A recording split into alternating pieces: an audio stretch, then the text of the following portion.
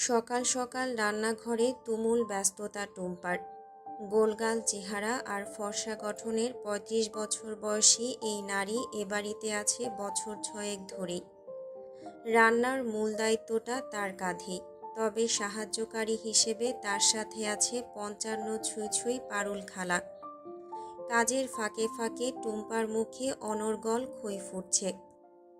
বুইড়ার লাইগা তেল ছাড়া পরোটা, সবজি ভাজা আর দুধ চা। বুড়ির লাইগা ওটস ফলের প্লেট, গ্রিন টি। বুড়ির বড় পোলার লাইগা স্টাফ অমলেট, চিকেন সসেস আর কফি।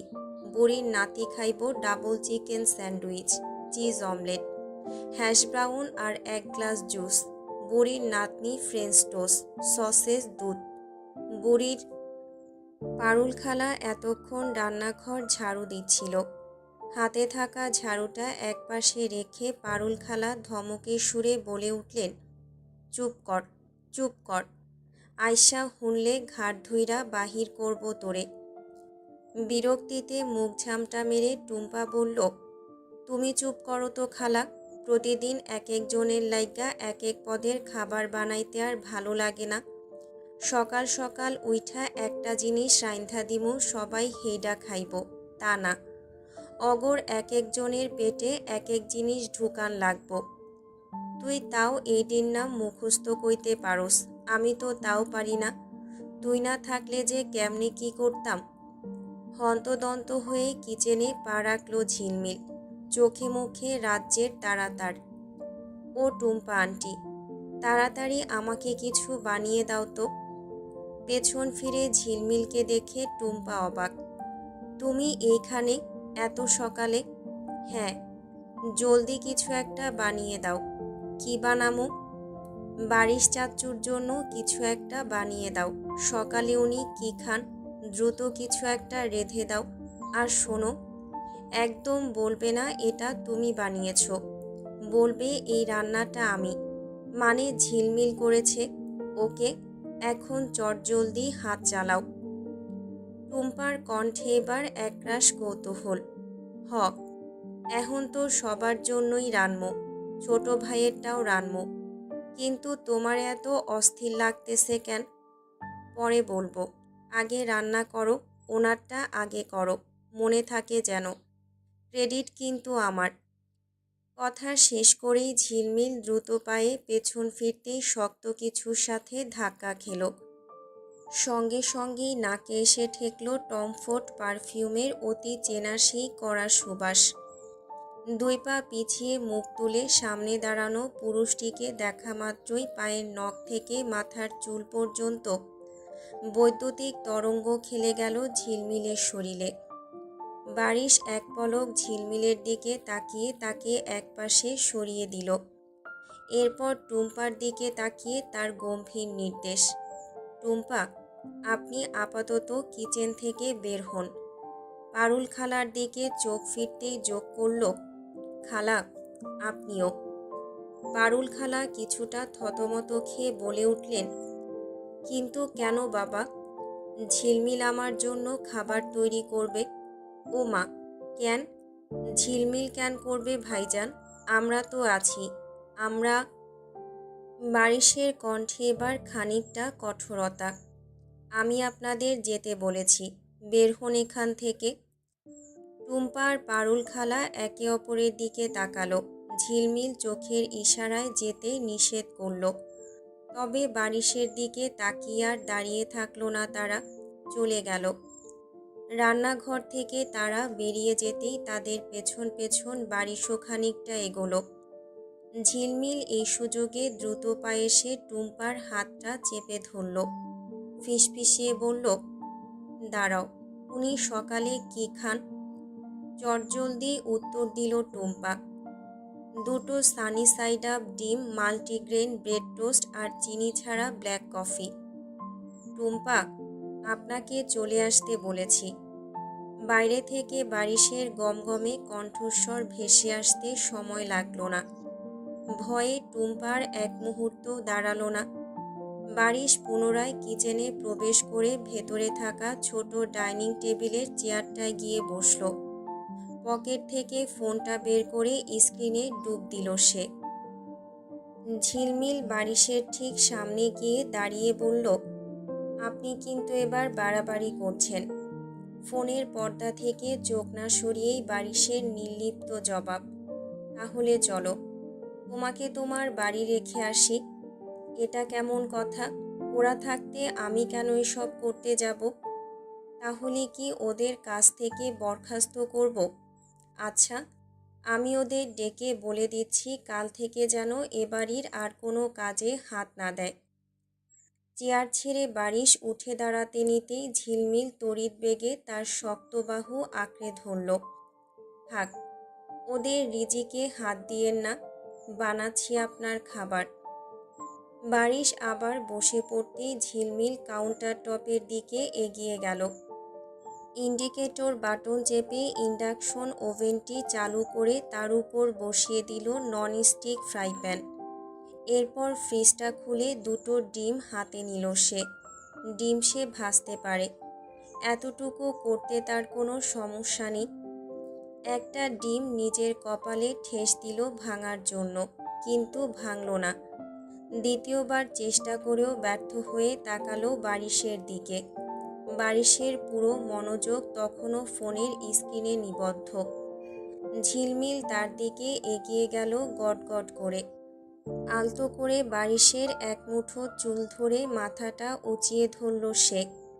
নিজের নিচের ঠোঁটটা দাঁত দিয়ে কামড়ে ধরে চোখ দুটো ছোট ছোট করে বাম হাতের ডিমটা সোজা ঠুকে দিল বারিশের শক্ত কপালে। প্রথম আঘাতেই মট করে ভেঙে গেল ডিমের খোলস। চরম বিস্ময়ে চোখ বড় বড় করে কপালে হাত ঠেকালো বারিশ। সে কিছু বুঝে ওঠার আগেই ঝিলমিল দ্রুত পায়ে ফিরে এসেছে চুলার কাছে। ফুটন্ত প্যানের তেলের উপর ছেড়ে দিল ডিমের ভেতরের অংশটুকু। মনোযোগ দিল সে ডিম ভাজায়। এদিকে নিজের কপাল ডলতে ডলতে উঠে দাঁড়ালো বারিশ। এটা কি করলে তুমি? ঘাড় ঘুরিয়ে বলল কিশোরী। আমার এভাবে ডিম ফাটাতেই ভালো লাগে, আর আপনার কপালটাও বেশ শক্ত, ফেটে গেল।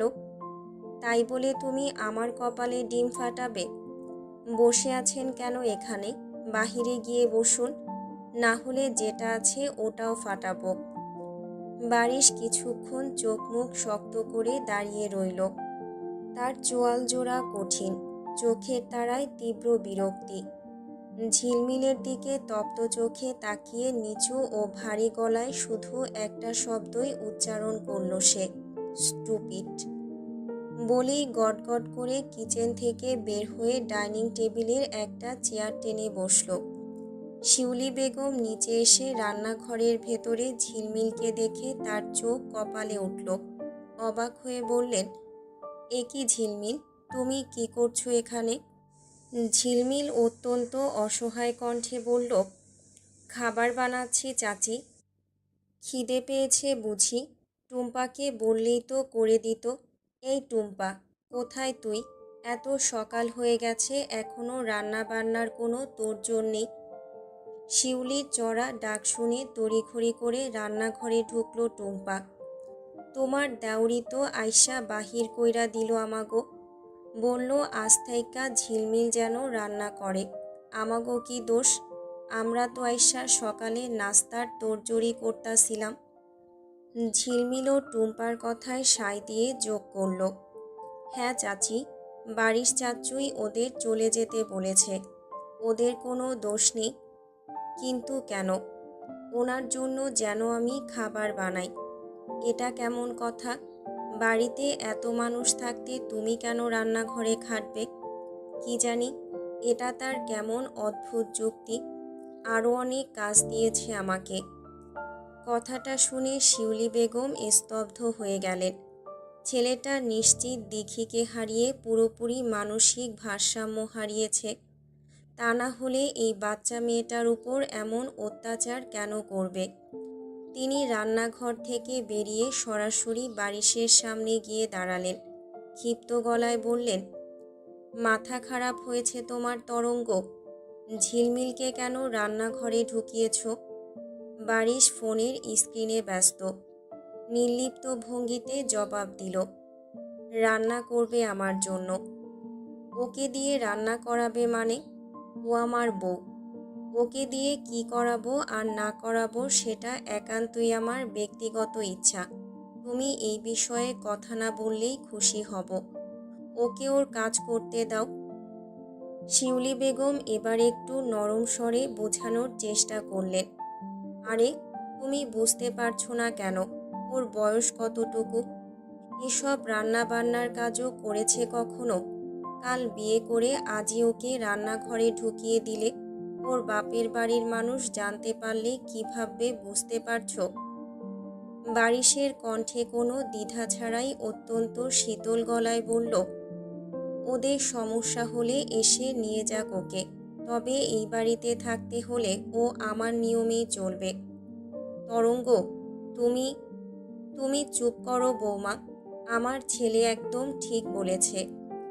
পেছন থেকে ভেসে আসা তীক্ষ্ণ কণ্ঠস্বরে শিউলি বেগম কথা থামিয়ে সেদিকে তাকালেন। সিঁড়ি দিয়ে নামতে নামতে কথাগুলো বলছিলেন ঝর্ণা শেরিয়ার। ঠিক সেই মুহূর্তে সদর দরজা দিয়ে ভেতরে পা রাখলেন চঞ্চল সাহেবও। ফজরের নামাজ পড়ে এতক্ষণ বাহিরে হাঁটছিলেন তিনি। ঝর্ণা বেগম ধীর পায়ে হেঁটে এসে ছেলের পাশের চেয়ারটায় বসলেন। এতদিনে একটা সঠিক সিদ্ধান্ত নিয়েছো তুমি। যতদিন এ বাড়িতে থাকবে সব কাজ ওকেই করতে হবে। টুম্পা, ওকে বলে দে সবাই সকালে যা যা খাবে সব তৈরি করে যেন টেবিলে সাজিয়ে রাখে। ঝিলমিল বারিশের জন্য তৈরি করা সানি সাইড আপ ডিমার মাল্টিগ্রেন টোস্টের ট্রেটা হাতে নিয়ে ডাইনিংয়ের দিকে আসছিল। ঝর্ণা বেগমের হুকুমটা কানে আসতেই তার পা দুটো যেন মেঝেতে আটকে গেল। তবে পরক্ষণেই টেবিল থেকে ভেসে এলো বারিশের কণ্ঠ। না আম্মা, ওকে রান্নাঘরে পাঠিয়েছি শুধু আমার আর ওর খাবার বানানোর জন্য। ঝর্ণা বেগম ভ্রু কুঁচকে বললেন, আর আমরা? আমাদের খাবারও আজ থেকে ওই তৈরি করবে। না। অত্যন্ত স্বাভাবিক নিরেট আওয়াজে জবাব দিল বারিশ। সে আবারও ফোনের স্ক্রিনে ডুবে গেছে। ছেলের এমন অবাধ্যতায় ঝর্ণা বেগমের জেদ চেপে গেল। তুমি বলেছ তোমারটা বানাতে, আমিও বললাম ও সবার জন্যই বানাবে। কি হলো, দাঁড়িয়ে আছো কেন ঝিলমিল? যাও, আমার জন্য গ্রিন টি আর তোমার শ্বশুরের জন্য লিকার চা বানিয়ে নিয়ে এসো। একটু পর ফরহাদ আর ওর ছেলেমেয়েরা ঘুম থেকে উঠবে। ওদের পছন্দের নাস্তাও তৈরি করবে। ঝিলমিলের নাকটা রাগে ফুলে উঠল। এত বড় সাহস! পুরো বাড়ির রাঁধুনি বানাতে চাইছে তাকে। সে ঠোঁট নেড়ে তীব্র প্রতিবাদ করতে চাইল, কিন্তু তার আগেই ডাইনিং কাঁপিয়ে গর্জে উঠল বারিশ। আমার বউ রান্না করবে শুধুমাত্র আমার জন্য। ওর হাতের বানানো খাবার শুধু আমিই খাবো। আর আজ থেকে এ বাড়িতে আমার জন্য কেউ খাবার বানাবে না। আমি আমার ওয়াইফের হাতের খাবার ছাড়া আর কারো হাতের খাবার খাবো না। কথাটা শেষ করেই সে চেয়ার ছেড়ে হনহন করে এগিয়ে গেল ঝিলমিলের দিকে। স্তব্ধ হয়ে দাঁড়িয়ে থাকা মেয়েটির হাত থেকে আলতো করে খাবারের ট্রেটা নিজের হাতে নিল। তারপর ঝিলমিলের বাহু ধরে ডাইনিং টেবিলের একটা চেয়ার এনে বসিয়ে দিল। ট্রে থেকে একটা ডিম আর দুটো ব্রেড টোস্ট ওর দিকে এগিয়ে দিয়ে হুকুমের সুরে বলল, তাড়াতাড়ি আমার সঙ্গে খাবার শেষ করো। কলেজে যাওয়ার জন্য তৈরি হতে হবে। ঝিলমিল মুখ ফিরিয়ে জেদি গলায় বলল, আমি খাবো না এখন, খেতে বলেছি। বারিশের কণ্ঠে স্পষ্ট শাসন। বললাম তো খাবো না, আপনি খান, বেশি করে খান।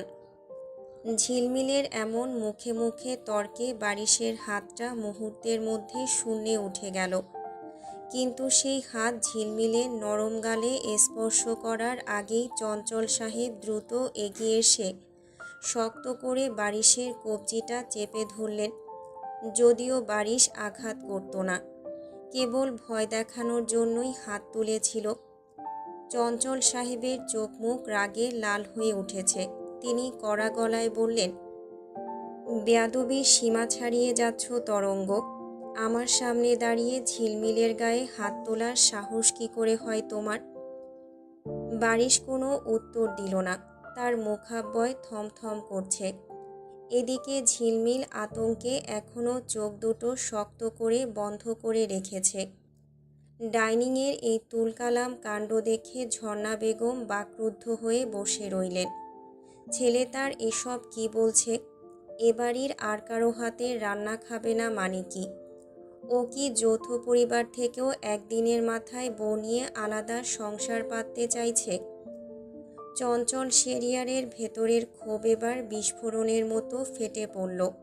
চিৎকার করে বললেন, ওকে দিয়ে তুমি কোন সাহসে রান্না করিয়েছ? এবারও বারিশের তরফ থেকে কোনো প্রতিক্রিয়া মিলল না। চঞ্চল সাহেব আবারও বললেন, ঝিলমিলকে আজই আমি ওর নিজের বাড়িতে রেখে আসব। ঝিলমিল ঝটকা দিয়ে চোখ খুলল। এত কাহিনী করে বিয়ে করল, দুদিনের মধ্যেই চলে যাওয়ার জন্য? এখনও তো জারিফের সাথে কিছুই করতে পারিনি। চেয়ার ছেড়ে তড়িৎ বেগে উঠে দাঁড়িয়ে মাথা নেড়ে ব্যাকুল হয়ে বলল কিশোরী, না না, আমি কোথাও যাব না। চঞ্চল সাহেব দৃঢ় গলায় বললেন, এখানে তুমি ভালো থাকবে না। অযথাই কিছু মানুষ তোমাকে কষ্ট দেবে। ভেবেছিলাম উপরওয়ালার ইচ্ছেতেই এই বিয়েটা হয়েছে, যা হয় মঙ্গলের জন্যই হয়। কিন্তু আজ আমার ভুল ভেঙেছে। আমি তোমার দাদিমার সাথে কথা বলে সব ব্যবস্থা করছি। না দাদা ভাই, প্লিজ, আমি যাব না, এখানেই থাকব। আমার ওনার জন্য রান্না করতে একটু আপত্তি নেই। কথাটা বলেই সে ভেজা চোখে বারিশের পাথুরে মুখের দিকে তাকালো। মিনতি ভরা কণ্ঠে ফিসফিসিয়ে বলল, আপনি কিছু বলুন, আমি যাব না। বারিশের চোয়াল এতক্ষণ শক্ত ছিল, এবার সামান্য আলগা হলো। চঞ্চল শেরিয়ারের চোখের দিকে সরাসরি তাকালো সে। শুনলেন তো, ও নিজেই যেতে চাইছে না। ও এখানেই থাকবে, আর আমার সব শর্ত মেনেই থাকবে। চঞ্চল সাহেব ক্ষিপ্ত গলায় কিছু বলতে যাচ্ছিলেন, কিন্তু তাকে থামিয়ে দিয়ে বারিশ চেয়ার ছেড়ে সোজা হয়ে দাঁড়িয়ে টেবিল থেকে খাবারের ট্রেটা এক হাতে তুলে নিয়ে অন্য হাতে ঝিলমিলের কবজি শক্ত করে চেপে ধরল। কোনো বাক্য ব্যয় না করে ঝিলমিলকে টেনে হিঁচড়ে ডাইনিং স্পেস থেকে বের করে নিয়ে এলো সে। জারিফ মাত্রই ঘুম থেকে উঠে চোখ ডলতে ডলতে বাইরে এসে দাঁড়িয়েছিল। ঘরের ভেতরে এত বড় তুলকালাম ঘটে গেছে সে কিছুই টের পায়নি। সে একরাশ অবুঝ বিস্ময় নিয়ে তার চাচা আর নতুন চাচির টানা হেঁচড়ার দিকে ফ্যালফ্যাল করে তাকিয়ে রইল। নিজের রুমে ঢুকেই বাড়ির সশব্দে দরজাটা আটকে দিল। আর কথা না বাড়িয়ে বিছানার পাশের ছোট টেবিলটায় খাবারের ট্রেটা রেখে ঝিলমিলের বানানো নাস্তা থেকে কেবল একটা ব্রেড টোস্ট মুখে দিল সে। তারপর এক গ্লাস পানি খেয়ে নিজেকে শান্ত করল।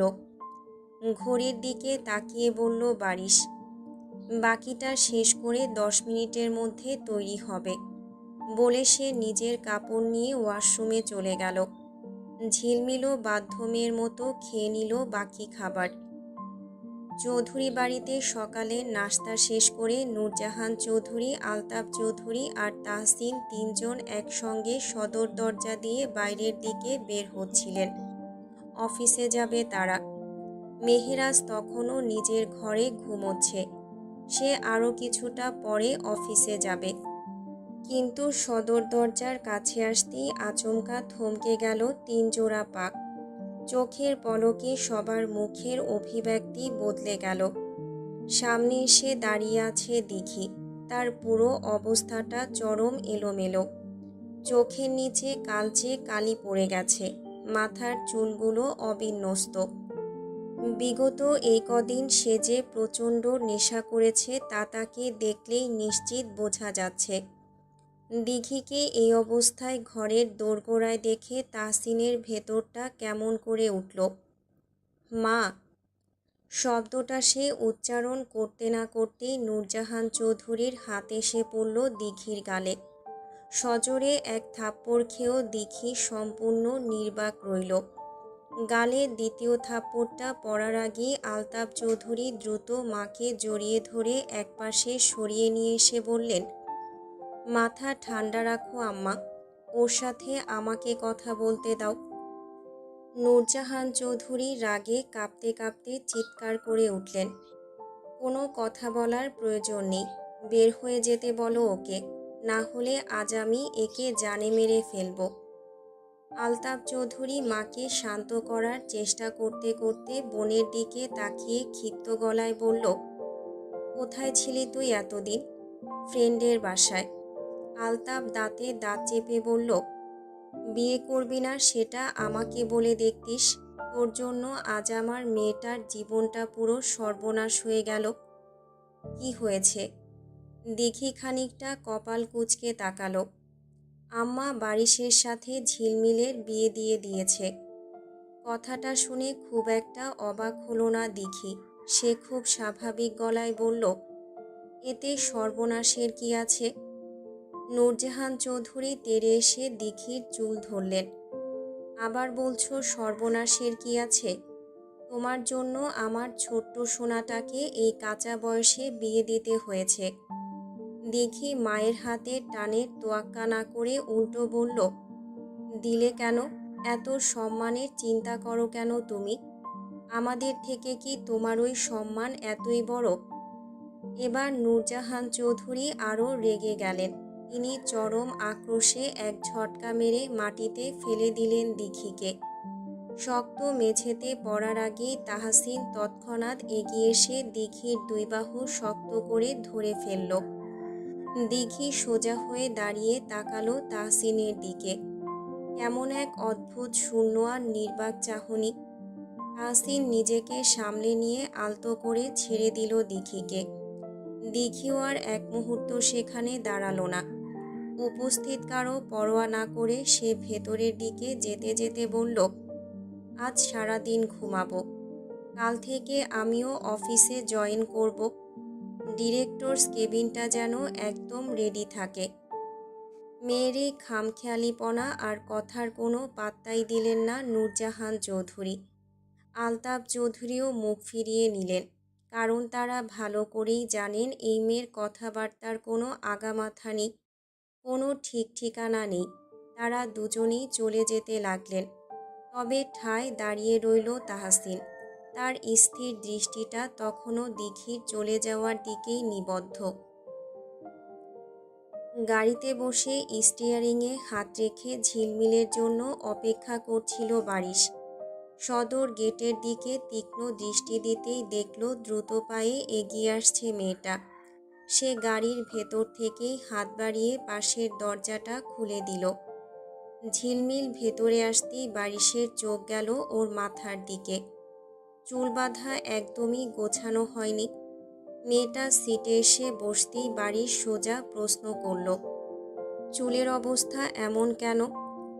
ঝিলমিল একটা দীর্ঘশ্বাস ফেলে বিষণ্ণ গলায় বলল, দাদিমা তো নেই, আমার চুল সবসময় দাদিমাই বেঁধে দিতেন, নিজে তো ঠিকঠাক পারি না। আচ্ছা, আমি আমাদের বাসায় গিয়ে দাদিমার কাছ থেকে চুলটা বাঁধিয়ে আসবো? না থাক, মনে হয় উনি এতক্ষণে চলে গেছেন। বলতে বলতেই ঝিলমিল আর চোখে খেয়াল করল নিজের বাড়ির কথা উচ্চারণ করতেই বারিশের মুখাবয় মুহূর্তের মধ্যে শক্ত হয়ে উঠেছে। চোখে সেই কঠিন ভাব দেখেই সে নিজেই চট করে কথা কাটিয়ে নিল, চলুন, দেরি হয়ে যাচ্ছে। পুরো প্রসঙ্গটাই বদলে ফেলল সে। বারিশ আর কোনো কথা না বাড়িয়ে গাড়ি স্টার্ট দিল। পুরো রাস্তায় দুজনের মাঝে আর কোনো বাক্য বিনিময় হলো না। শেষবার সে এই কলেজ ড্রেস পরে লোকটার পাশে বসেছিল বিয়ের আগে।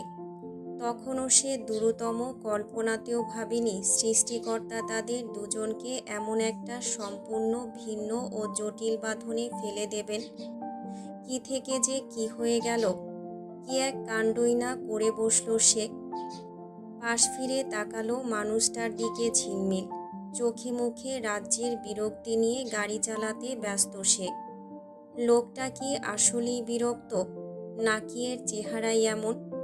হঠাৎ বারিশের গম্ভীর কণ্ঠস্বর ভেসে এলো, তাকিয়ে থেকো না, গাড়ি চালাতে সমস্যা হয়। হকচকিয়ে গিয়ে ঝিলমিল তড়িৎ বেগে দৃষ্টি ফিরিয়ে নিল। লজ্জায় আর অস্বস্তিতে জানালার দিকে মুখ ঘুরিয়ে বাইরের রাস্তার দিকে তাকিয়ে রইল সে। পুরোটা রাস্তা মেয়েটা সোজা হয়ে বসল না। কলেজের সামনে এসে গাড়িটা থামালো বারিশ। নিজের শার্টটা প্যান্টের ভেতর ইন করতে করতে সে ঝিলমিলের দিকে তাকিয়ে বলল, আমার শার্টের উপরের খোলা বোতামগুলো একটু লাগিয়ে দাও। ঝিলমিল আকাশ থেকে পড়ল। আমি? তুমি ছাড়া গাড়িতে আর কেউ আছে? থাকলে তাকিয়ে বলো। আমারই লাগিয়ে দিতে হবে কেন? আপনি নিজে লাগান না। দেখছই তো আমি অন্য কাজ করছি। ঝিলমিল আর কথা বাড়ালো না। খানিকটা ঝুঁকে এগিয়ে গিয়ে বারিশের শার্টের উপরের খোলা 3টি বোতাম একে একে লাগিয়ে দিতে লাগলো। ঠিক তখনই বারিশের তপ্ত ও গাঢ় নিঃশ্বাস এসে আছড়ে পড়ল কিশোরীর কপালে আর মুখে। এক অদ্ভুত শিহরণে চোখ তুলে স্বামীর দিকে তাকালো ঝিলমিল। কাছ থেকে বারিশের চোখ দুটো অদ্ভুত সুন্দর আর গভীর লাগছিল, যার ভেতরে এক ধরনের সম্মোহনী ক্ষমতা লুকিয়ে আছে। নজর কাড়া এই সুদর্শনের এত কাছাকাছি এসে কেমন যেন দম বন্ধ করা অস্বস্তি হতে লাগলো মেয়েটার। সে মুখটা অত্যন্ত অসহায় করে ফিসফিসিয়ে বলল, আপনি তো চাচ্চু। হোপ। ঝিলমিল তড়িঘড়ি করে নিজের সিটে সরে এলো। বারিশ নিজের চুলগুলো হাত দিয়ে পেছনের দিকে ঠেলে দিয়ে চশমাটা চোখে পড়ে নিল। মুহূর্তের মধ্যে বারিশের এই রূপান্তর দেখে ঝিলমিল পুরো হাঁ হয়ে গেল। বিস্ময় চেপে রাখতে না পেরে বলল, এজন্যই আপনাকে কলেজে এতটা অন্যরকম লাগে। বারিশ চশমার উপর দিয়ে একবার তাকিয়ে শীতল গলায় বলল, গাড়ি থেকে নামো দ্রুত। ঝিলমিল আর দেরি না করে গাড়ি থেকে নেমে সোজা নিজের ক্লাসের দিকে চলে গেল। আর বারিশ গাড়ি পার করে চলে গেল ডিরেক্ট অফিসের দিকে। সেখানে উপস্থিত অন্য শিক্ষকদের সাথে 2-1টা কথা বলে সে নিজে ডেস্কটায় গিয়ে বসল। আমাকে তো কিছু জিজ্ঞেস করলেন না স্যার? হঠাৎ মেয়েলি কণ্ঠস্বরের আওয়াজে বারিশ পাশ ফিরে তাকালো। সম্পূর্ণ অচেনা এক যুবতী দাঁড়িয়ে আছে। পরনে হালকা রঙের জমকালো এক শাড়ি, গায়ের সাথে জড়িয়ে আছে নিখুঁতভাবে। মাথার চুলে কৃত্রিম রঙের ছোঁয়া, আর হাতে 1 কাপ ধোয়া ওঠা কফি। বারিশ কিছুটা দূরত্ব বজায় রেখে অত্যন্ত মার্জিত স্বরে বলল, আই অ্যাম সরি, আপনাকে আজ প্রথম দেখছি। মেয়েটা মৃদু হেসে জবাব দিল, আসলে আমি এখানকার নতুন জয়েন করা ম্যাম। আজই আমার প্রথম দিন, তাই সবার সাথে একটু পরিচিত হচ্ছি। আমার নাম পরিণীতা জামান, সবাই অবশ্য আমাকে পরি বলেই ডাকে। আমি কলেজ সেকশনের ম্যাথমেটিক্সের লেকচারার হিসেবে অ্যাপয়েন্টমেন্ট পেয়েছি। বারিশ মাথা নেড়ে সংক্ষেপে নিজের পরিচয় দিল। বুঝতে পেরেছি, আমি শেরিয়ার ফাইজান, ইউনিভার্সিটির ইংলিশ ডিপার্টমেন্টের শিক্ষক। নতুন ম্যামের চোখ দুটো এবার কেমন যেন কৌতূহলী হয়ে উঠল। সে বারিশের মুখের দিকে গভীরভাবে তাকিয়ে বলল, আপনার ভয়েসটা কেমন যেন চেনা চেনা মনে হচ্ছে, কোথায় যেন শুনেছি আগে। বারিশ নিজের হাতঘড়ির দিকে তাকিয়ে বলল, এক্সকিউজ মি, আমার ক্লাসের সময় হয়ে গেছে, আমাকে এখন উঠতে হচ্ছে। বলেই বারিশ ফাইলপত্র হাতে নিয়ে চলে আসতে চাইল। পরিণীতা চট করে 1 পা এগিয়ে এসে বলল, আরে ওয়েট, আমার সত্যিই মনে হচ্ছে আপনার এই কণ্ঠস্বর আমি আগেও শুনেছি। কেন জানি মনে হচ্ছে এই ভয়েসটার সাথে আমি অনেক দিন ধরে খুব ক্লোজলি পরিচিত।